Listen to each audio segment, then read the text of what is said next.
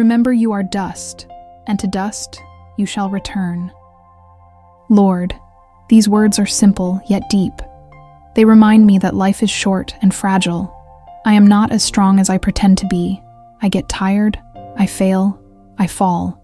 Yet in my weakness, you stay with me. Teach me to be humble, to let go of pride, and to see what truly matters.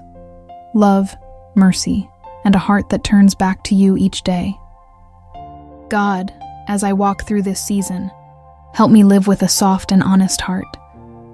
When I forget you, gently call me back. When I feel empty, fill me with quiet hope. May I learn to forgive, to care, and to choose what is good even in small ways. From dust you formed me, and in your love you hold me.